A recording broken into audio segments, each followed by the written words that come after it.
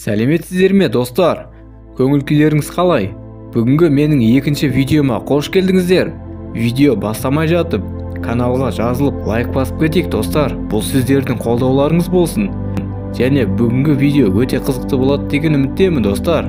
Ал онда біз бастаймыз. Ғаламның пайда болуы.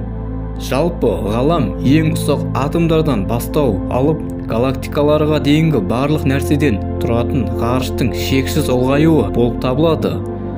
Ғалам алабының 95%-нан астам қара энергия мен қара материядан тұрады. Ал қалған бөлігі газдардан құралған. Газдар арасында сутегі басым үлесі 78%-ді құрайды, гелий 20%, ал басқа әртүрлі газдардың қосындысы қалған 2%-ді құрайды. Үлкен жарылыс. Ғаламның пайда болу туралы бірінші теория айтылды. Олардың ішінде ең танымал және кеңінен таралған үлкен жарылыс теориясы. Үлкен жарылыс теориясына сүйенсек, ғаламның осыдан 10-20 миллиард жыл бұрын ғарыштық жарылыс нәтижесінде пайда болған. Бұл ғарыштық жарылысты үлкен жарылыс деп атап кеткен. Осы жарылысқа дейінгі барлық материя газдардан құралған қою бұлыт құрамында болды. Жарылыс нәтижесінде бұл материалдар шашылып, өздігінен дами бастады. Жұлдыздар мен планеталардың қалыптасуы. Үлкен жарылыс нәтижесінде протон, нейтрон және электрон секілді көптеген бөлшектер қалыптасты. Уақыт өте келе, бұл бөлшектер әртүрлі газдардың атомдарын құрап, кейінгі әртүрлі газ атомдары шаң және басқа бөлшектермен бірігіп жұлдыздарды құрады. Алғашқы жұлдыздардың шамамен 100 миллион жыл бұрын, ал күн осыдан 4,6 миллиард жыл бұрын пайда болған. Сол кезде шаңдар мен газдардың үлкен соғырлары да қалыптасты. Жер мен күн жүйесінің басқа да планеталары осы шаң мен газдан пайда болды.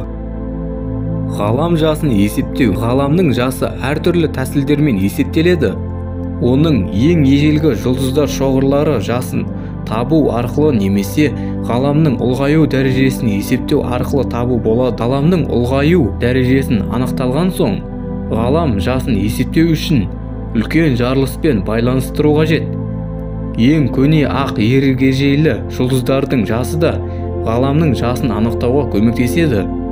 Ғалам жасын анықтаудың басқа тәсілдеріне Уилкинсон микротолқындық анизотропия станциясы WMAP, үлкен жарылыстан шыққан ыстықтың температурасын өлшеу арқылы ғалам жасын болжаған НАСА-ның жасанды серігі.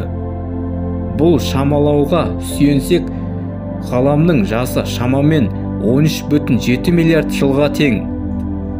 Джордж Леметр үлкен жарылыс теориясын 1927 жылы Бельгияның Левион университетінің профессоры Джордж Леметр ұсынған. Леметр бұл теорияны алғашқы атом гипотезасы деп атады. Ғалам осы алғашқы атомнан дамиды деп болжады. Сонымен қатар, ол өз теориясында пайда болу барысында жарылған ғарыштық жұмыртқа деп бейнелейді. Басқа теориялар. Ғаламның пайда болуы туралы үлкен жарылыс теориясынан басқа 3 теория бар. Ол қалыпты күй, дағдарыс және соғу теориялары. Қалыпты күй теориясын 1948 жылы Фред Хойл, Герман Бонди және Томас Голд ұсынған. Дағдарыс теориясын 1980 жылдары Алан Гуд, Андрей Линде, Пол Стейнхарт және Анди Альберг ұсынды. Видеомыздың соңы да аяқталып қалды достар. Бүгінгі видеомызда ғаламның пайда болуы жайлы ақпарат алмастым. Қысқа да нұсқа болса да видео ойдағыдай шықты деп ойлаймын достар. Келесі видеода кездескенше